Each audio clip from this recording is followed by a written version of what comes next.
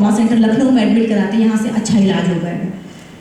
वहाँ लेके गए, इतना ज़्यादा पॉलिटिक्स हो गया था कि जब स्पोर्ट्स अथॉरिटी ने कहा कि पहले तो ये बोल दिया कि अरुणिमा नेशनल प्लेयर है ही नहीं, क्योंकि मेरा सर्टिफिकेट खो गया था। एक करोड़ों बच्चे ये सोच के गेम खेलते हैं कि मेरा भविष्य सिक्योर हो रहा है, और उनके साथ इतना बड़ा मजाक कि इस तरीके का होने के बाद उनको ये बोल दिया जाए कि नहीं तुम तो प्लेयर ही नहीं हो। मेरे साथ मेरा शरीर का एक अंग कट चुका था, पता नहीं था कि हम चल भी पाएंगे या नहीं चल पाएंगे, या जिंदा भी रहेंगे कि नहीं रहेंगे, और उसके साथ ये बोल दिया जाए कि तुम तो प्लेयर ही नहीं हो। वो अंतरात्मा को मेरे एकदम कुरेद दिया था कि इतना सब कुछ हो जाने को मुझे लगा वो तो बेकार है सब, मैंने इतना सब कुछ जो भी किया सब बेकार है, यही लगा था मुझे वहाँ पे। लेकिन उसके बाद बरेली से ट्रॉमा सेंटर दिल्ली लखनऊ लाया गया। लखनऊ से सोनिया गांधी जी के आदेशानुसार और पीएमओ के आदेशानुसार मुझे उसमें स्पोर्ट मिनिस्टर अजय माकन जी थे, वो एयर एम्बुलेंस लेके ट्रॉमा सेंटर लखनऊ से दिल्ली एम्स में फिर एडमिट कराया गया था। आपको एम्स में अपनी बाईं टांग पे प्रोस्थेटिक लेग मिली। कोई भी एथलीट, कोई भी स्पोर्ट्स पर्सन जिसके साथ ऐसी दुर्घटना हुई हो और जिसने अपनी टांग खो दी हो, उसको यही लग रहा होगा अब तो भविष्य मेरा अंधकार में है, कि माय फ्यूचर इज ओवर। पर आपने वहाँ अस्पताल के बेड पर बैठकर नए ही सपने बुनने शुरू कर दिए। तो ये आपको क्या प्रेरणा मिली थी कि आप वो अस्पताल में बैठे हुए, काफ़ी एथलीट प्रार्थना कर रहे होंगे कि वो दोबारा कभी ऐसे जोखिम वाला काम ना ले जिंदगी में, जिससे उन्हें दोबारा कभी इस तरह की घटना का सामना करना पड़ता है। तो आपको ये कहाँ से प्रेरणा मिली कि आपने नए तरह का सपना बुनना शुरू किया? बिल्कुल शरीर का एक अंग, जैसे सभी के साथ ये चीज कि वो ऑलरेडी इतना टूट चुका होता, पूरी तरीके से टूट चुके थे कि लग रहा था कि अभी कुछ नहीं हो सकता, लेकिन फिर भी जीना था।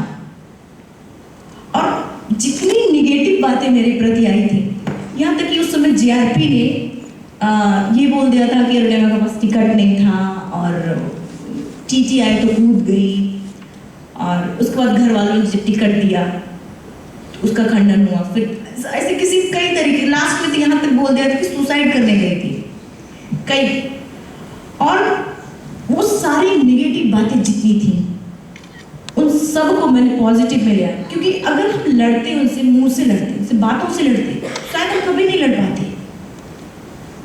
हॉस्पिटल के बेड पे वो जो निगेटिव बातें थी, मेरा जो ये कटा हुआ पैर, जैसे कि लोग ये करते कि कुछ भी अगर इस तरीके का होता तो ऊपर वाले को कोसते हैं और बोलते कि क्या कर दिया मेरे साथ, ये इस तरीके की। तो कभी नहीं ये चीज़ क्या बनी, अपने एक कमजोरी, खैर हम तो कभी नहीं मानते कमजोरी इसको, लेकिन कह सकते इसको आपने अपनी ताकत बना ली, अपनी कमजोरी को अपनी ताकत बनाई। और तब हॉस्पिटल के बेड पे ये डिसाइड किया था कि अब लाइफ का सबसे टफ गेम करेंगे।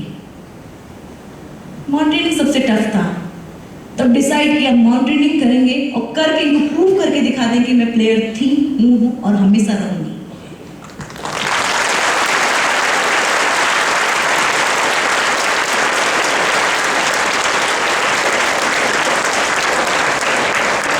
Good, you should not hesitate in cheering her up as we go through this interview. So Arunima, वहाँ से आप अस्पताल से लोग घर जाते हैं, पर आप तो सीधा बचेंद्री पाल के कैंप पहुंची, तो ये कैसे हुआ? हॉस्पिटल के बेड में ये प्लानिंग किया कि माउंटेनिंग करना है, और लोगों को बताया, कोई विश्वास ही नहीं माना था, हर कोई मुझे पागल बोलना शुरू कर दिया था। और सिर्फ बड़े भैया ने मेरी बात का विश्वास किया और कि हाँ कर सकती है ये। उसके बाद जब लोग ये सोचते हैं मुझे आगे की जिंदगी कैसे जीनी है, कैसे अपना जीवन यापन कैसे करना है, उस समय हम माउंटेनिंग और एवरेस्ट जाने का सपना देख रहे थे। हॉस्पिटल के बेड पे आर्टिफिशियल लिम्ब भी तब नहीं लगा था, और सिर्फ 1 से 2 दिन हुआ था। मेरे राइट लेग को ऑपरेट हुए, उसमें 2 रॉड डले हैं, सिर्फ 2-3 दिन हुआ था। हम प्लानिंग कर रहे थे कि कैसे, ये सोच तो लिया था कि माउंटेनियरिंग करना, लेकिन स्पॉन्सरशिप, सही गाइडेंस में ट्रेनिंग समझ में नहीं आ रहा था कि क्या करें, कहाँ जाएं। तो पायल ने बोला कि मैम बछेंद्री पाल से मिलते हैं, वो जरूर कुछ ना कुछ करेंगे। मैम का नंबर मेरे पास नहीं था, एक मीडिया कर्मी थी, उनसे नंबर लिया। उन्होंने जब ये पूछा कि अरुणिमा क्यों, वो तो माउंटेनियर है, उनका क्या करोगी नंबर। एक्चुअली हमने सिर्फ उनको इसलिए नहीं बताया क्योंकि मुझे डर लग रहा था कि जैसे और लोग मजाक उड़ा रहे हैं, हो सकता है ये भी ना उड़ाए। नहीं बताया उनको कि क्यों। फिर भी उन्होंने मुझे 2 घंटे के अंदर नंबर दिया। मैम को 5 टाइम फोन किया, बात नहीं लगी। फिर 6वीं पर जब 6 टाइम फोन, लास्ट टाइम जब फोन किया उनको, उनसे भी बात बताया मैम कि ऐसे ऐसे मैं अरुणिमा, तो उन्होंने न्यूज़ में देखा था मुझे, तुरंत उनको पता चल गया कि हाँ वो। उन्होंने कहा ठीक है, हमने बोला कि मैम आपसे मिलना चाहूँ। उन्होंने कहा ठीक है आ जाओ, ऑफिस मिलते हैं।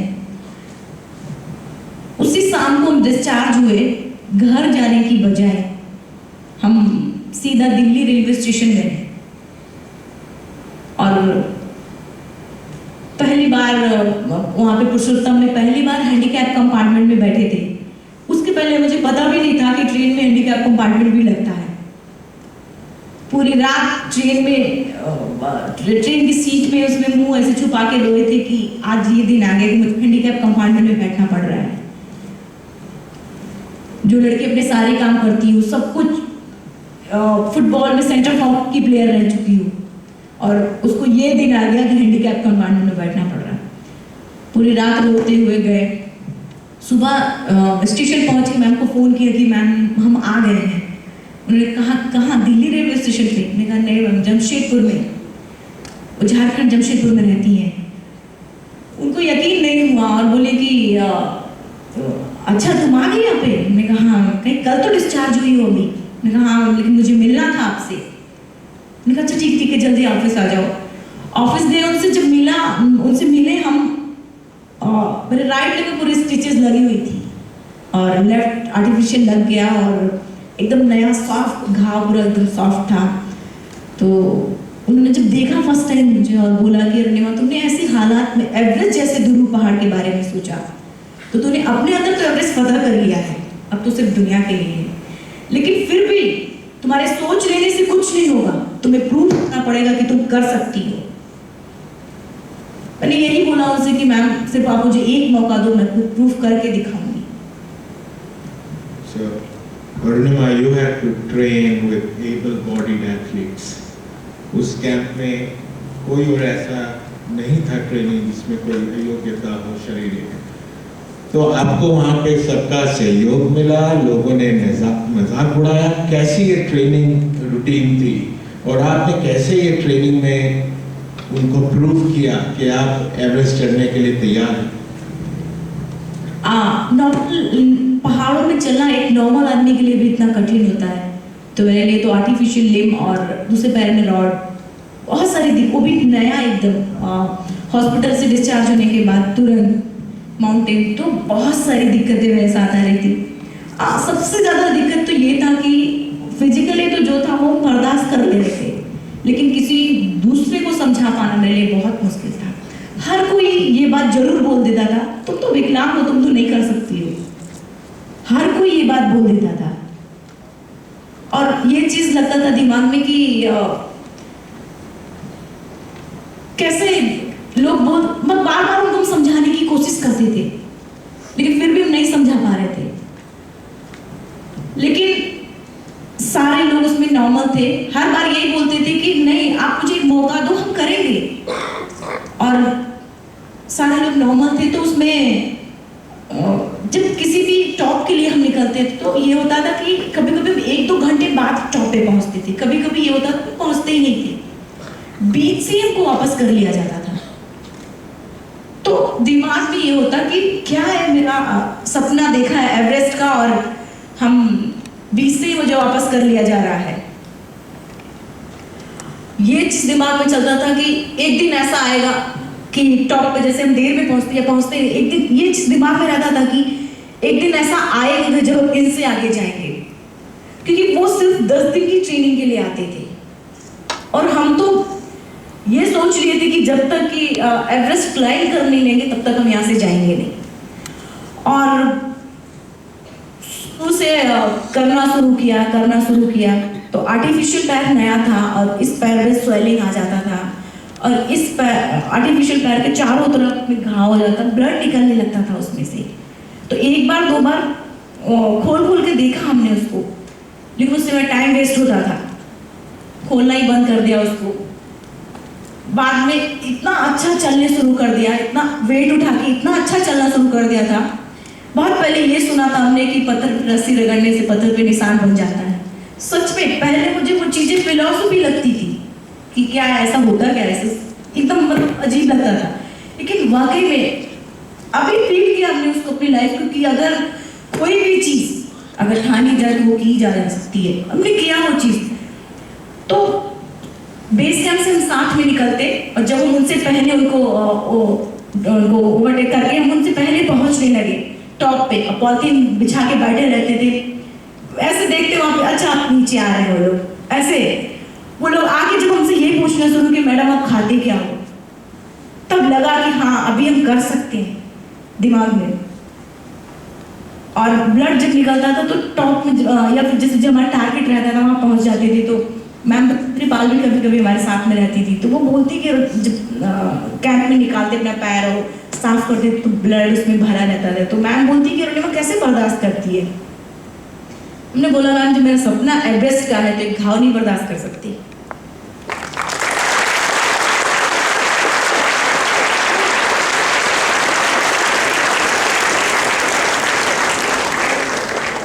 अरुणिमा, गत वर्ष आपने लद्दाख में माउंट शमशेर कांगरी पे फतेह पाई और ये आपके एवरेस्ट के लिए पहली सीढ़ी थी और ये भी 21,000 फुट की आप ऊंचाई तक गए।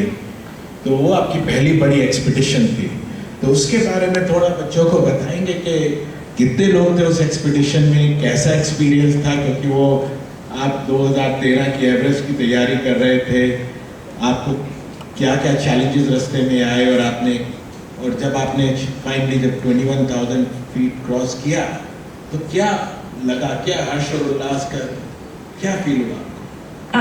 लास्ट लद्दाख गए थे तो उसमें 21 लोग थे।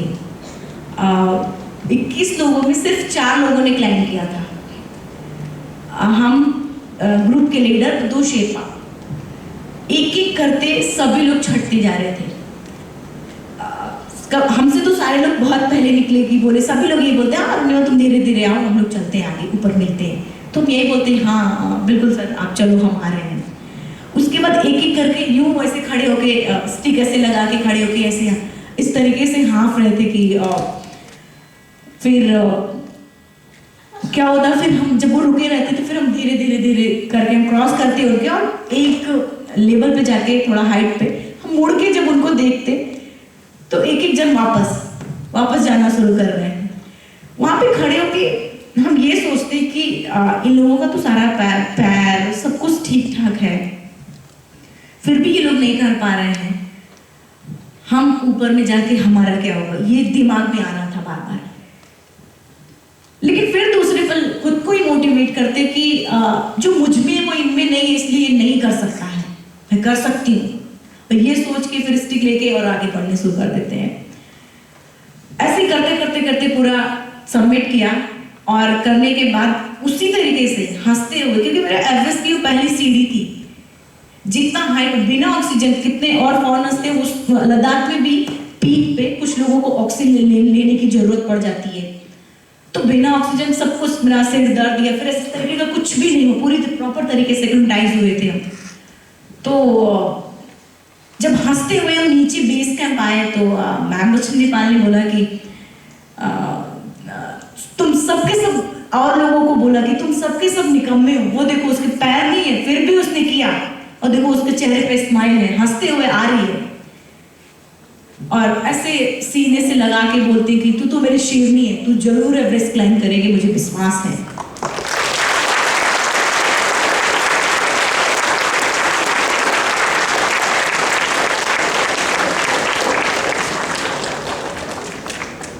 जब हम पिछले साल आपको मिले थे अरुणिमा, तो अभी आप शमशेर कांगड़ी करके आई थी और आपको एस्पायर ने भी सपोर्ट करना शुरू किया था। आपने मुझे तब कहा था कि सर या तो हम एवरेस्ट पे झंडा लहरा के आएंगे या वहीं दफन हो जाएंगे। सो ये जज्बा कि आप अपनी जिंदगी लगाने के लिए तैयार थी, ये कहाँ से आया? दिस ऑल और नथिंग गैम्बल, ये कहाँ से आया? एक्चुअली बिना रिस्क के कुछ नहीं होता है। जब तक हम अपने लाइफ में किसी भी चीज के लिए रिस्क नहीं लेंगे तो इतने आसानी से कुछ नहीं मिलता। उसके लिए अगर नो पेन नो गेन, अगर अपने दर्द बर्दाश्त करने की क्षमता नहीं है तो आप कुछ भी नहीं पा सकते। ये चीजें पूरी चीज समझ में मुझे आती है, ये सारी चीजें। तो अभी एक नए सिरे से एक बच्चे जैसे चलने से लेके एवरेस्ट तक की तैयारी मेरे लिए बहुत ही कठिन थी। तो और बाकी वो वीर बेवकूफी पे जीना, वो मुझे गंवाना नहीं था। उससे अच्छा तो ये था कि हम मर जाए, लोग मुझे दया की दृष्टि से देखें कि कोई मुझे लाके खाना दे, पानी दे, इस तरीके से, वो मुझे पसंद नहीं है। उससे अच्छा कि मर जाओ। तो ये डिसाइड कर लिया था कि या तो करो या मरो।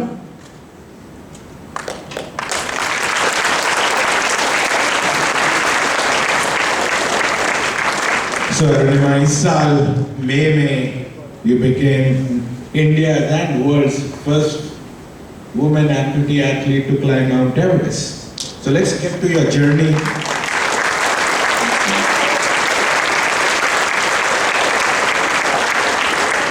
So let's get to the journey to Mount Everest. It cannot be a cakewalk. जरूर वहाँ पे संकट आए होंगे, दुविधा आई होंगी। तो आप कुछ ऐसे बताएंगे, ऐसे क्या वो मोमेंट्स थे जब आपको लगा कि एवरेस्ट इतना आसान नहीं है, इसके लिए अभी और कीमत अदा करनी पड़ सकती है? बिल्कुल, ये सोच के तो खैर हम बहुत पहले से प्रिपेयर थे। और मैंने जैसे कि बोला था कि खुद को समझा लिया था, फिजिकल जो था वो सब बर्दाश्त कर लिया, लेकिन दूसरों को समझा पाना मेरे लिए बहुत ही मुश्किल था। प्रॉपर एक्लिमेटाइजेशन के लिए पहले आइलैंड पीक को मैंने क्लाइंब किया। तो हमारे शेरपा, वो भी बहुत टेक्निकल है, तो हमारे शेरपा बोले कि बार बार वो बोल रहे, पहले से ही बोल देते थे कि तुम नहीं कर सकती हो, मतलब चले भी नहीं, वो पहले से बोल दे कि नहीं कर सकती हो। तो दिमाग, हम उनसे यही बोलते, अरे अभी तो चले ही नहीं, आप चलो तो हम क्लाइंब करेंगे। बहुत सारी दिक्कतें आई, लेकिन फिर भी मैंने आइलैंड पीक को भी क्लाइंब किया। फिर शेरपा बोल रहे हैं कि क्या हुआ, तुमने आइलैंड पीक क्लाइंब कर लिया तो क्या हुआ, एवरेस्ट आसान नहीं है। हमने बोला कि हाँ आसान नहीं है, मुझे पता है, हम उसी तरीके से ले रहे हैं कि वो आसान नहीं है। और फिजिकली मैंने आर्टिफिशियल लिम्स एंड लैडर पर चलना मेरे लिए बहुत मुश्किल था। फ्रंट पॉइंटिंग मारना क्रैम्पोन से, आर्टिफिशियल तो मूव करता है, फ्रंट पॉइंटिंग मारकर मूव करके मूव हो जा रहा, लग ही नहीं रहा। और पीछे से सिर्फ बाबा कि चलो अरुणिमा तुम नहीं कर पाओगी, लग ही नहीं रहा, तुम फ्रंट पॉइंटिंग तो ऊपर कैसे जाओगी। फिर भी किया। हम ये सोचते कि एक बार में लेंगे, दो बार लेंगे, तीसरी बार लगेगा, ये सोच सोच के दिमाग में आ गया। लेकिन उनको समझाना मेरे लिए, खैर उनकी बात का ध्यान देना बाद में बंद कर दिए थे और चलते रहते थे ऊपर। और उसके बाद कैंप 3 के ऊपर येलो बैंड है, येलो बैंड पे पूरा रॉकी एरिया, उस पे तो रॉकी क्रैम्पोन उसमें फंस के, पैर ऐसे उठा के रखा तो क्रैम्पोन उसमें फंस गया और पूरा आर्टिफिशियल। बच्चों को ये नहीं पता होगा क्रैम्पोन क्या होता है, तब समझाएंगे। क्रैम्पोन स्पाइस जूता, आपने स्पाइस वो देखा होगा, आपने जिससे रनिंग करते हैं उसमें छोटे छोटे निकले होते हैं, ऐसे ऐसे छोटे छोटे कांटे जैसे निकले होते हैं, उस तरह से क्रैम्पोन होता है, लेकिन उसमें बहुत बड़े बड़े, इतने बड़े बड़े करीब होते हैं। फ्रंट पॉइंटिंग यानी कि शुभ के जस्ट सामने ऐसे रहेगा कि उस पर हम वॉल या फिर आइस में हम उस पर हीट करते हैं तो वो इतना घुस जाता है उस पर, और उसमें फिर अपना वेट ले लेते हैं। So when mountaineers climb ice walls, they have in front of their shoes large nails, which they have to go hit into the surface of ice, and then with ropes and all that. So those are called crampons. So with the artificial leg, it is hard to keep kicking the surface of an ice wall and keep making sure you climb up. और blue eyes, बहुत पुरानी blue eyes, इतना पत्थर से भी ज्यादा वो हाल, पत्थर के जैसा एकदम, और वो एकदम मुंह लग ही नहीं रहा, एकदम टैम्पॉन उसमें घुसता ही नहीं था। फिर भी हम एक बार दो बार मार के उसमें जगह बनाते थे, जगह बना के तब उस पर जब इतना चला तो उस पर वेट लेके तब खड़े होके करते थे। और येलो बैंड जो रॉकी एरिया था उसमें पैर फंसा, आर्टिफिशियल लिव निकल गया, ऐसे ऐसे निकल गया। तो पीछे से सारे लोग कीप मूविंग कर रहे हैं। हम बोल के कैसे चले, जोर से चिल्ला के बोला कैसे चले, मेरा तो पैर निकल गया।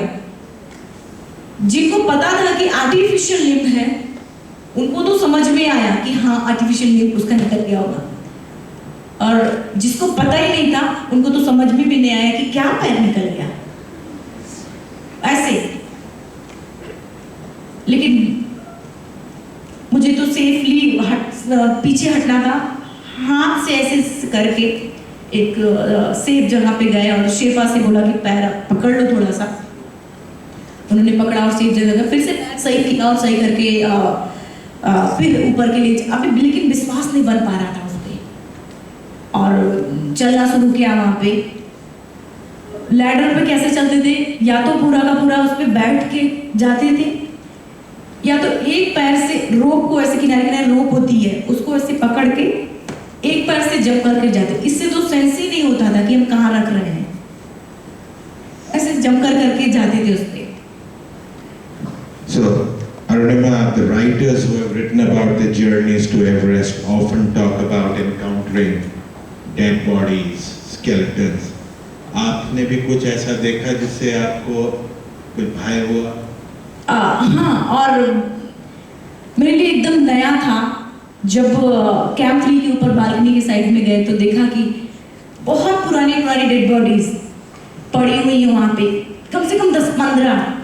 और एक जन तो बांग्लादेशी थे, तो उनकी आवाज़ आ रही थी और ये नहीं पता कि वो क्लाइंब करके वापस आ रहे थे या जा रहे थे क्लाइंब करने। तो आवाज़ आ रही थी ऐसे करके आवाज़ आ रही थी, स्लो फॉल हो रहा था, उनका बॉडी पूरा ब्लू पड़ गया था। और वहाँ पे रुक के एकदम मेरे लिए नया था, समझ में नहीं आ रहा था कि क्या करें हम, ऊपर जाएं नीचे जाएं, समझ में ही नहीं आ रहा था कि क्या करें। ये दिमाग में आ रहा था कि जिस चीज़ के लिए ये लोग मर चुके हैं हम उसी चीज़ के लिए जा रहे हैं ऊपर। और कोई पूरा इक्विपमेंट्स पहना है तो पूरा पहने, अगर ऐसे बैठा है तो बैठा ही रह गया है, ऐसे करके बैठा है तो ऐसे वो मर चुका है। एक बार ऐसे शेरपा का ऐसे टच कर देता था, आते वक्त किया भी था तो टच कर दे तो वैसे नीचे गिर गए। और उसके बाद जो बांग्लादेशी थे वो एकदम हमारे रोप में ही बीच में, ना हम इधर से जा सकते ना हम इधर से जा सकते थे, उनको क्रॉस करके उनको जाना पड़ा। और कुछ टाइम वहाँ पे खड़े होके और यही सोचे कि क्या करें, समझ में नहीं आ रहा अभी क्या करें हम। फिर ये सोचा कि अगर सबने यहाँ पे क्लाइंब कर लिया एवरेस्ट तो कोई बात नहीं, अगर नहीं क्लाइंब किया तो इन सब के लिए मैं एवरेस्ट क्लाइंब करूंगी और जिंदा वापस जाऊंगी। और जो बांग्लादेशी थे उनको ऐसे क्रॉस करके बॉडी लॉन्ग के जानी पड़ती है, तो एकदम नया था। अच्छे माउंटेनियर के ये सब हौसले तोड़ देते वापस आ जाता वो। So Arunima, finally when you were very close to the peak, you told me कि जब आप हिलरी स्टेप पे पहुंच गई थी तो आपके टीम लीडर ने भी आपको कहा कि आपका ऑक्सीजन खत्म हो रहा है, तब आपके मन में क्या गुजरा? हाँ, मेरे साथ भी ऐसा हुआ। और साउथ समिट के करीब जब हम पहुंचे तो बहुत स्लो हम चल रहे थे। वो लिमिटेड ऑक्सीजन होता है कि आपको इतने ऑक्सीजन में इतना चलना ही चलना है, अगर आप नहीं चले तो ऑक्सीजन फिनिश हो, क्योंकि वो तो चल रहा है। और साउथ समिट पे जब हम पहुंचे तो मैं एजेंसी के लीडर ने बोला कि वॉकी टॉकी पे कि अरुणिमा वापस आ, वहाँ ऑक्सीजन सिलेंडर खत्म हो रहा है। और शेरपा ने भी बोला कि हाँ वापस चलो, तुम नहीं कर सकती, तुम्हारा ऑक्सीजन सिलेंडर खत्म हो रहा है। अभी इतना कर लेने के बाद सामने वहां से एवरेस्ट समिट दिखने लगा था और कोई ये बोले कि वापस चलो। हमने ये बोला कि सर प्लीज क्या बात कर रहे हैं आप, यहाँ पे पहुंचकर मैं वापस चली जाऊँ, कभी नहीं जाएंगे। शेरपा गुस्सा होकर बोलता कि मर जाओ अभी तक। और ऐसा सब मुझे नहीं मरना है। तो हमने बोला कि सर आप जो भी बोलो, लेकिन हम तो जाएंगे। मेरे पास इतना ऑक्सीजन सिलेंडर है कि मैं अपने देश का तिरंगा लगा पाऊँ और ये रिकॉर्ड इंडिया के नाम ला पाऊँ। हम जा रहे हैं, आपको आना हो आओ, नहीं तो मत आओ।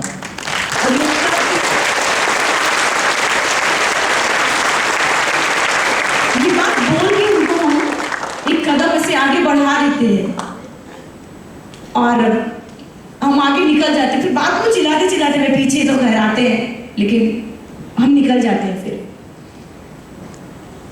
So Arunima, you were successful.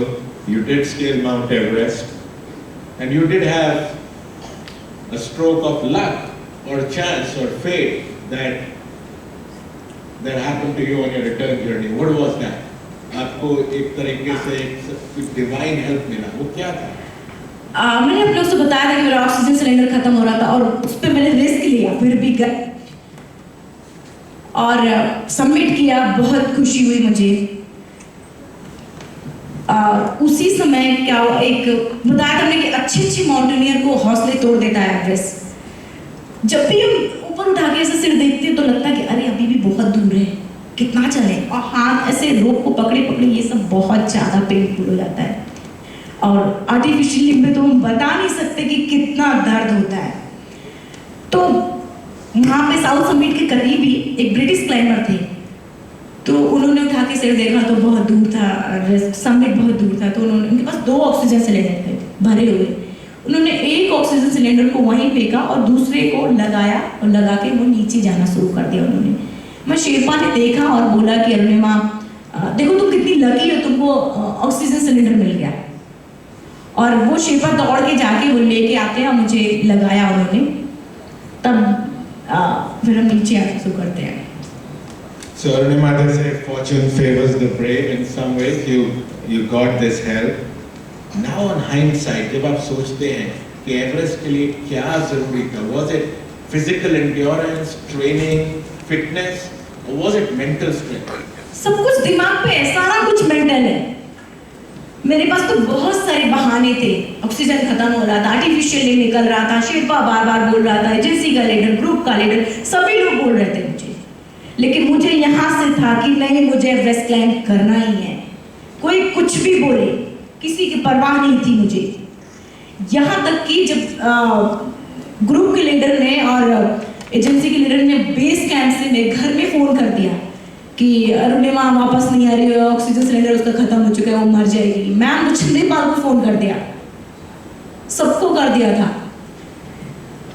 लेकिन मुझे ये था करना था यहाँ से। करेगा कैसे काम नहीं मेरा पैर, उसको हम करवाएंगे। जैसा चाहे हम वैसे अपने शरीर को मोड़ सकते हैं यहाँ से, अगर हम स्ट्रांग हैं। अगर शायद बेड पे, हॉस्पिटल के बेड पे हमने ये सोच लिया होता कि अभी मैं तो विकलांग हो चुकी हूँ, मैं तो कुछ कर नहीं सकती, तो शायद अपने घर के एक कमरे तक सीमित रहते, बैसाखी या व्हील चेयर पे, मुझे कोई नहीं जानता। लेकिन हमेशा दिमाग से सोचा और किया उसको। सब कुछ दिमाग पर डिपेंड करता है। सर में जितने बच्चे यहाँ बैठे हुए सब सोच रहे होंगे ये लड़की तो पागल है, ऐसे पागल हम नहीं हो सकते, this is not normal. You know, छोटी सी चोट लगती है, बच्चे रोते हैं, थोड़ा सा खून की 2 बूंद निकल आती है। आपने अपनी टांग कटते हुए देखी, आप एवरेस्ट चढ़ के आई हो, तो ये पागलपन क्या होता है? आप तो ये बता सकते हैं क्या होता है ये पागल? अगर आप लोग ये सोच रहे हैं कि मैं पागल हूँ तो बहुत अच्छी बात है मेरे लिए ये, क्योंकि मेरा अगला जो टारगेट है वो 7 कॉन्टिनेंटल्स है। तो ये मुझे लगेगा कि अगर वो जिद जुनून मेरे अंदर आज भी है तो बहुत अच्छी बात मेरे लिए है। और जब भी कोई लक्ष्य हम बनाते हैं, जब भी कोई भी हम ये सोचते हैं कि हमारा ये लक्ष्य है, उसके प्रति जब लोग आपको पागल बोलने लगे कि यार ये तो अपने उसके प्रति, अपने लक्ष्य के प्रति पागल है, तब समझना आप कि हाँ आप सही जा रहे हो और आपका लक्ष्य बहुत दूर नहीं है आपसे, बहुत जल्दी उसको पाओगे आप। एक हम छोटा सा आपको बताएंगे इसी पे। जब हमने बेसिक कोर्स किया था नेहरू इंस्टीट्यूट ऑफ माउंटेनिंग से, नीचे में 10 दिन का कैंप होता है नीचे। तो चलते चलते मेरा रास्ते में नेहरू इंस्टीट्यूट से माउंटेनिंग से फिर टेक लाई जगह 10 किलोमीटर का गैप होता है, उसको रोज चलना पड़ता है पूरा वेट उठा के। डॉक्टर उनको सेफ वन नहीं दे रहे थे, मुझे प्रूफ करना था उनको कि मैं कर सकती हूँ। तो वहाँ पे क्या हुआ कि चलते चलते वहां पे मेरा आर्टिफिशियल रोड पे पैर पूरा का पूरा स्क्रू पे डिपेंड है, पूरा का पूरा स्क्रू सॉकेट में चला गया, मतलब आर्टिफिशियल लिम्ब में चला गया, और जो जॉइंट करता है पैर को वो पूरा का पूरा अलग हो गया। पैर ऐसे गिर गया और हम चलते चलते पूरा बैग उठाए गिर जाते रोड पे। और उस समय गंगोत्री यमुनोत्री के सारे लोग वहां पे जाते हैं दर्शन वर्शन करने, तो भीड़ लगी जाती, रोड पे भीड़ लग जाती है। दो लोग हमको ऐसे करके उठा लेते हैं, हम बोलते हैं उनको रुको रुको, लड़कियां जो साथ की ग्रुप की लड़कियां थी कुछ चिल्लाने लगती हैं, उनको रुको मुझे पता है क्या हुआ है मुझे। और जब वो लोग ऐसे उठा लेते हैं मुझे तो मेरा पैर लोअर से निकल जाता है। जो लोग मुझे उठाते हैं वो एकदम डर जाते हैं, कह रहे ये क्या पैर ही नहीं है, और वो ऐसे करके मुझे छोड़ देते हैं रोड पे। छोड़ दिया उन्होंने और डर गए वो एकदम। और जितने साथ के सभी लोग कहे यार तू पागल है, इतना इतना रिस्क क्यों लेती है। मैंने कहा रिस्क नहीं लेंगे तो हम क्लाइंब कैसे करेंगे एवरेस्ट। तो मुझे लगता है कि किसी भी काम के लिए पागलपन बहुत जरूरी है। लेना चाहिए रिस्क, बिना रिस्क के कुछ नहीं मिलेगा। अंत में मैं ये जानता हूं कि इस दुर्घटना ने और इस एक्सपेडिशन ने आपको थोड़ा शायर भी बना दिया था, और आप मुझको अक्सर एक शेर सुनाती हैं। इन बच्चों को भी आज वो शेर सुनाएंगे। जरूर सुनाएंगे, लेकिन सबसे पहले एक चीज हम पूछना चाहेंगे आप लोग लक और भाग्य किस्मत मानते हो? सीरियसली बताना, और प्लीज हाथ उठा के, हाँ उठा के रखो अगर मानते हो। अच्छा इतने लोग मानते हैं, बाकी लोग नहीं। ईमानदारी से बताओ भाई प्लीज। सारे लोग धीरे धीरे उठा रहे हैं। और अच्छा चलिए ठीक, कोई बात नहीं, जो नहीं मानते बहुत अच्छी बात है। हम लक और भाग्य दोनों को नहीं मानते, क्योंकि मेरा मानना यह है कि लक भी उसी का साथ देता है जिसके अंदर जीतने का जज्बा होता है।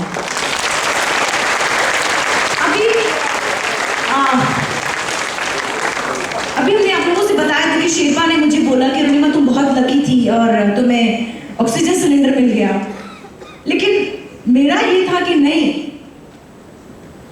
अपना जो टारगेट था उसके प्रति इतना फोकस करो कि वो भी न चाहते हुए भी देने पे मजबूर हो जाए, और वो कहे कि मतलब ऊपर अपना जो आपका टारगेट आपका लक्ष्य है उसको इतना फोकस करो कि ऊपर वाला भी देने पे मजबूर हो जाए।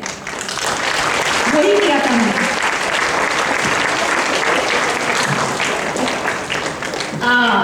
सर ने बोला था कि वो शेर सुना देते हैं हम अभी आप लोग को। वो शेर में मेरी लाइफ का एक हिस्सा है, मेरी जिंदगी का एक हिस्सा है। अभी तो इस बांझ की असली उड़ान बाकी है, अभी तो इस बांझ की असली उड़ान बाकी है, अभी तो इस परिंदे का इम्तिहान बाकी है, अभी अभी मैंने लांघा है समुद्रों को, अभी तो पूरा आसमान बाकी है।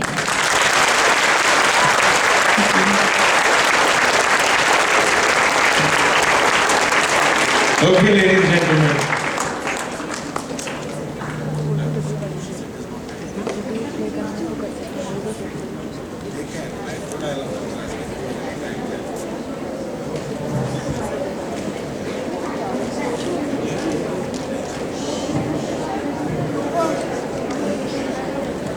Okay, it seems like we have 10 more minutes for some questions.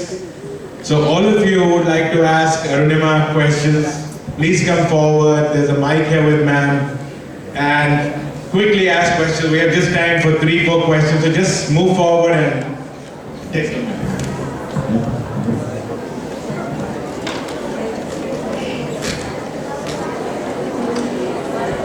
Namaste ma'am. Ma'am, while climbing Everest, did you get hypothermia? Sorry? While climbing Everest, did you get hypothermia?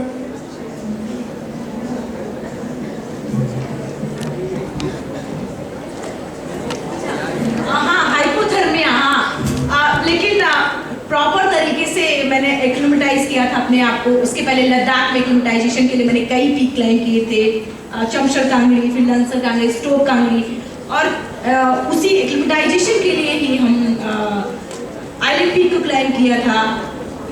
इसीलिए हमने उसको पूरी तरीके से प्रॉपर के अपने आप को क्लिमेटाइज कर लें। और लास्ट ईयर एक लड़की नंदिनी थी, उसको हाइपोथर्मिया ही हुआ था कि वो साउथ को लास्ट कैंप 4 में पहुंची और वो पागलों जैसी हरकतें करने लगी थी। अपना ग्लव्स निकाल दिया और हेलमेट निकाल दे रही थी, जैकेट निकाल दे रही थी। बाद में उसको शिल्पा ने रस्सी से बांध के नीचे लाना पड़ा। तो प्रॉपर तरीके हिंदी समझ में नहीं आता आप लोगों को? Next question. नमस्ते मैम। मैम जब आपको ट्रेन से फेंका गया था, जो लोगों ने फेंका था उनको मतलब उनको सजा नहीं मिली थी, जेल वगैरह? कोई बात नहीं, वो हिंदी, वो बेचारा हिंदी नहीं पढ़ा है, इसलिए वो इंग्लिश में इसलिए अच्छे से हिंदी नहीं बोल पा रहा है, लेकिन हम हिंदी अच्छे से बोल सकते हैं। बाबू उनको सजा मिला, लेकिन एक्चुअली हुआ क्या, उनको पुलिस आज भी ढूंढ रही है और हमारा गवर्नमेंट आज तक अभी तक उनको पाया नहीं। सबसे बड़ी चीज़ कि हमारे फॉर्मर प्रधानमंत्री श्री अटल बिहारी वाजपेयी जी के भतीजे को फेंक दिया गया था उसी ट्रैक पे और वहीं पे उसी जगह पे, तो आज तक उनको नहीं पता चल पाया। हम तो एक आम फैमिली से थे और तो मुझे मेरे कैसे वो पता लगा सकते थे, तो आज तक वो मिल नहीं पाए और आज तक उनको ढूंढ रही है पुलिस, आज भी केस चल रहा है।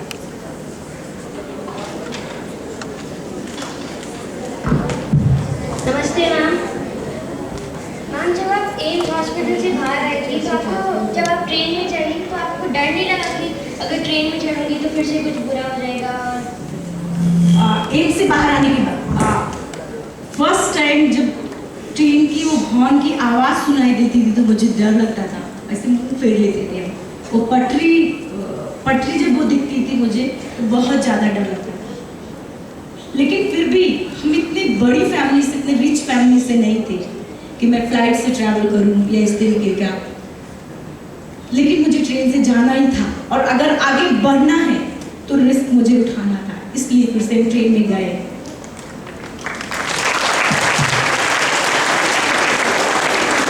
नमस्ते मैम, क्या आपकी इस दुर्घटना के बाद आपने कभी फुटबॉल खेलने की कोशिश की? बिल्कुल, और खेलते भी है प्रॉपर तरीके, मतलब एक प्रोफेशनल तरीके से तो नहीं खेला, लेकिन बच्चों में खेलते हैं। एक बार छोटा सा इसी फुटबॉल में हम बताएंगे कि एक छोटा बच्चा था, तो उसने बार बार मुझे बोला कि दीदी आओ फुटबॉल खेलते हैं, फुटबॉल खेलते हैं। तो राइट लेग से तो नहीं मार पाते क्योंकि इसमें रॉड है, लेफ्ट से मारा, फुटबॉल ग्राउंड के बाहर चली गई। तो बच्चा रोने लगा कि क्या दीदी मैं बॉल बाहर फेंक दिया, और रोने लगा जोर से बैठ के। फिर उसकी माँ आई और फिर लेके गई उसको। आज आर्टिफिशियल से बॉल बहुत तेज आती है।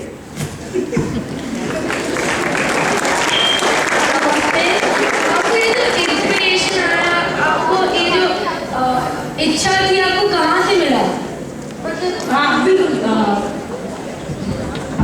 बहुत सी ऐसी चीज़ें हुई थी मेरे साथ में। सबसे पहले मैं नेगेटिव बातों को पॉजिटिव में लिया, वो चीज़ें थी। एक पॉजिटिव नेगेटिव बातें, जैसे लोगों ने मेरा मजाक उड़ाया, लोग प्लेयर मारने से इनकार कर रहे थे, तो वो चीज़ें थी। और बाकी जब हॉस्पिटल के बेड पे हम थे तो इंडियन क्रिकेटर युवराज सिंह जी पे आए थे, तो मुझे उस समय नहीं पता था कि उनको कैंसर है, लेकिन बाद में कुछ टाइम बाद देखा टीवी पे कि उनको आ रहा था कि उनको कैंसर है। फिर कुछ टाइम बाद देखा तो फील्ड पे थे, तो लगा हमें ये चीज़ लगा कि वो जो कैंसर जैसी बीमारी से लड़के फील्ड पे आ सकते हैं, तो मुझे तो ऐसी कोई बीमारी नहीं थी, हम क्यों नहीं आ सकते। एक और प्रश्न है। नमस्ते मैम। मैम आपको एवरेस्ट ऊपर पहुंचने में कितना टाइम लगा था? साउथ पोल टू समिट यानी कि कैंप 4 से मुझे जाने और आने में 28 घंटे लगे थे, और बेस कैंप से पूरा स्टार्ट किया था जब मैंने, तो 52 डेज लगे थे, पूरे के पूरे 52 दिन लगे थे, 52 डेज।